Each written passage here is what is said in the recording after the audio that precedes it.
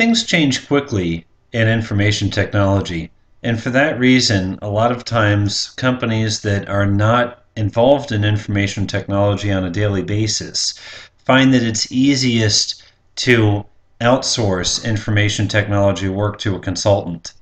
And many times when we have this relationship between a company and an IT provider, we'll have something called a service level agreement, which means I, as a company, am outsourcing this work to you, maybe a help desk or networking support or something like that. And a service level agreement or agreement between these two parties on what service will be provided, what level of service will be provided. And as part of all of my syllabuses, or syllabi if you prefer, I include a statement on service level agreements so that you know what to expect from me and I know what to expect from you.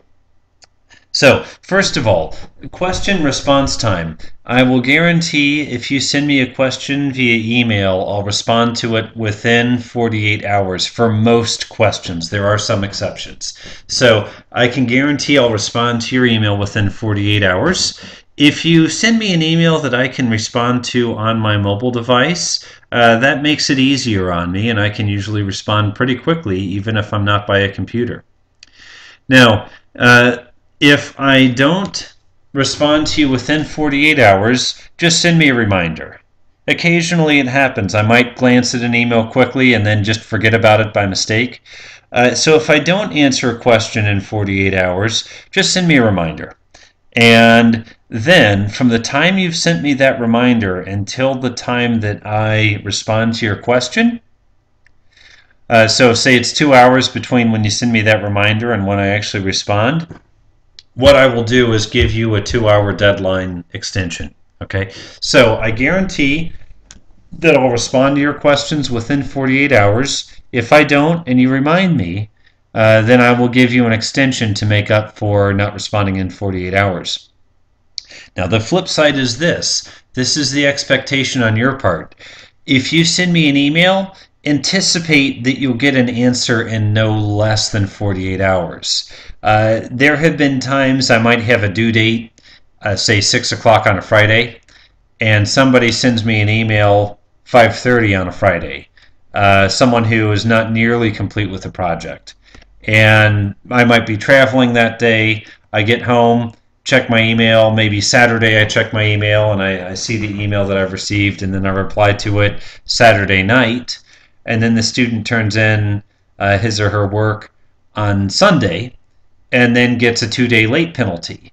And I've had situations like this where the student says, well, that's not fair because I sent you an email 5:30 on Friday, you didn't respond until Saturday. Well, that's correct, and that's what I'm saying. If you send me an email, don't plan on having a response until 48 hours elapses. Now, in general, I will get back to you much faster than that. It's my goal to answer emails in about 4 to 6 hours. But if you send me an email 30 minutes before a deadline, probably not a good idea. Probably a better idea to think of to try to get your work finished 48 hours before a hard deadline, and that way you'll have time to ask me a question, and I guarantee you will get an answer before the deadline. Okay? Questions that I can answer in 48 hours are generally ones that have been researched by the student. Okay? Researched well. So, hey, I got this error. I looked on Java Ranch or one of those websites. I found these possible answers. Didn't seem to work for me. What do you recommend? That's very helpful. Questions that I can answer within 48 hours are generally from well-prepared students. Students who know what they're doing and can ask me a very specific question. So a question with an error message, maybe. A question with an error description, maybe a snippet of code of where this error happened. And so paste a snippet of code in the email, but then also attach the entire project or tell me where I can find the project if I need to run through and debug it myself. These are the kind of things that I can answer easily. Very specific questions from informed students who have done their homework. Now the flip side is there are some questions that do not fall within the 48-hour guarantee. And honestly, I get these a lot through the semester. One is an email that just says, "I'm lost. I don't know where to begin." There's really no easy way for me to answer that question. That doesn't give me any information that I can respond with. Typically what I'll do in that case is reply and say, "Please give me more details." Another one, and this one I get pretty frequently too, "I'm getting an error," and that's it. If you are getting an error, tell me what the error is. Be as specific as possible. What's the error message? What's the line number where the error happened? Be as specific as possible, and then I can be as helpful as possible in return. Now, those first two bullet points usually come from students who are not really well prepared. They usually come from students who are underprepared. The last question actually comes from A students generally. "Can you take a look at my project and let me know what you think?" There's nothing inherently wrong with that question at all. The question is basically asking me, "Can you grade my project before it's due? And then let me know if I need to fix anything." There's nothing wrong with that. It's just the timing. In a course, especially one with high enrollment, I get a lot of questions right before the deadline, and my highest priority is to answer questions for students that are stuck. The question, "Can you take a look at my project and let me know what you think?" That's usually from an A student who has a project that's usually in good shape. So that's not a big concern to me. If it's a project that's in good shape, I'll grade it after the deadline. We'll be fine. My bigger concern are students who are legitimately stuck. Okay, so if you can send me something, a question that I can answer on my mobile device, that will help significantly. Okay. For projects that are submitted on time, I guarantee I will have grades back in your hands within 7 days. My goal is 3 days. I really want to have them back in your hand by 3 days, but I'll guarantee I'll have them in your hands in at least 7 days. But that's for on-time projects. For projects that are late, I can't guarantee anything. Honestly, if a project is submitted late, I usually save them all and grade them at the very end of the semester. The reason is there's a cost to grade a project. There's setup time. I have to get the projects downloaded. I have to look at the metrics that I have, the rubrics I have for grading. And then I have to compare each project for academic dishonesty. That takes time. And so for on-time projects, I can kind of go through assembly line style, grade them all at once. For late projects, if I grade them when they come in, I'm going to go through that startup time and shutdown time for every single project. It's a lot easier for me to do it all at once. So if you turn in something late, you probably won't get a grade until the end of the semester. Okay? Lab time and office hours. I typically have 2 lab times or open office hours per assignment. One is due 8 days, or one occurs 8 days before the hard deadline, and that is open. You can come with any question. I don't need an appointment. Just let me know you're coming, but you don't need an appointment.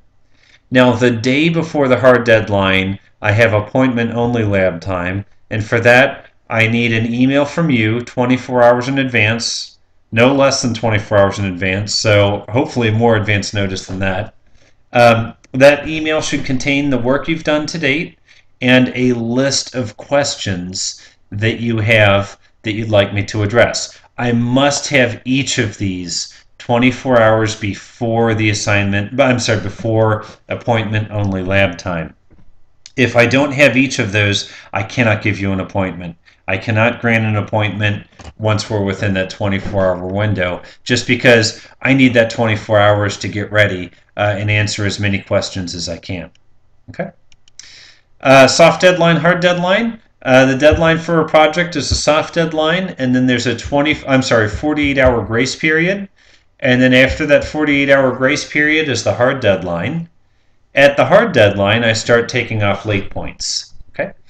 The day between the soft deadline and the hard deadline is appointment-only lab time. Okay, quizzes are due actually usually 6 o'clock on Thursday. Once they're due, I cannot re-administer them for any reason whatsoever. Whether it's your fault or not, they simply cannot be re-administered.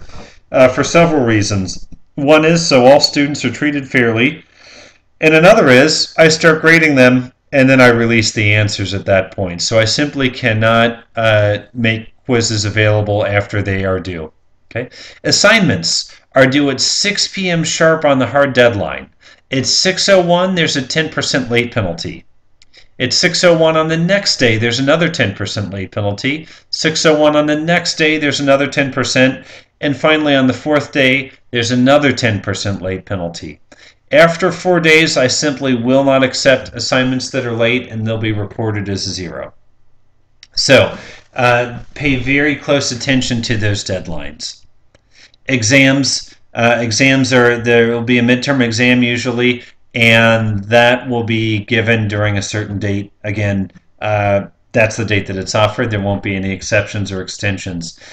Without fail, though, somebody usually does ask for an exception or an extension, and it's almost funny. Almost every semester somebody asks for an exception or an extension, and that's why I'm very careful about going over this. And they will usually say, I know you don't give exceptions, but these are extenuating circumstances. If you ask for an exception or an extension to a deadline, what I will do is copy this paragraph, hit reply, and send it to you in an email, and that's all.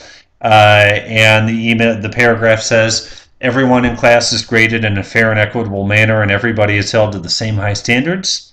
I'm sorry, but I cannot grant your extension and/or penalty waiver. Many of the projects in this class can be performed at home, and thus do not require physical presence at any location.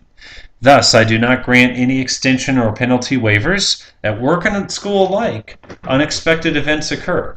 Thus, it's crucial to attempt to complete assignments by the soft deadline 48 hours before they are due in case an unexpected event occurs. Please review Section 6 in the SLA document attached to the syllabus for more information. Honestly, I do this about 4 or 5 times a semester. I'll get an email that says, hey, I was in a car wreck, I need an extension. I'll hit reply, copy and paste this into the email and hit send, and that's that. There are only 2, actually 3 exceptions to this rule, and these are standards. These are standard exceptions to the rule. Number 1 is if I miss my 48-hour SLA on responding to an email. Number 2, if you have prearranged with me, if you have had me sign a document from the Office of Disability Services, then we can work out whatever we need to work out. The Office of Disability Services will tell me what accommodations I need to make. Okay, please do not tell me anything about your medical history. A lot of times people will send me an email and say, I need an exception because I went to the hospital, or because I'm sick, or because I have blank. Your medical history needs to remain confidential to you. Do not tell me anything about your medical history. And again, that's why I don't give exceptions or extensions. Because if I did, I'd have to make a judgment call based on somebody's medical history, and that's not something I want to do, because that's your business, it's not mine. If you do have a medical issue, the proper thing to do is to go to the Office of Disability Services. Discuss it with them. The Office of Disability Services will then provide me with a note that says what accommodations I must make, and I'll be more than happy to make those. It will not tell me anything about your medical history. It will just tell me what accommodations I need to make, which is all I need to know, and it's all I want to know. Okay? The other exception is any religious holidays if I'm notified of them in advance. So again, if you say in advance, hey, this is, we're having a religious holiday that isn't, it's not on the university calendar, but for my religion it is a holiday that I celebrate. Okay, just let me know in advance and I'll be more than happy to work with you on that. Now, the daily quiz and the quiz question suggestions. Within 24 hours of a lecture, what I'd like you to do is fill out quiz question suggestions, and that will be available on Blackboard under the Assignments tab. Once you do that, I will take all of the quiz question suggestions and I will put them together in an email and email them only to people who completed the quiz question suggestions. So that will be available after each lecture, one per week. Next, what I'll do is I'll take those quiz question suggestions and I will create a quiz out of them. So we'll have a weekly quiz.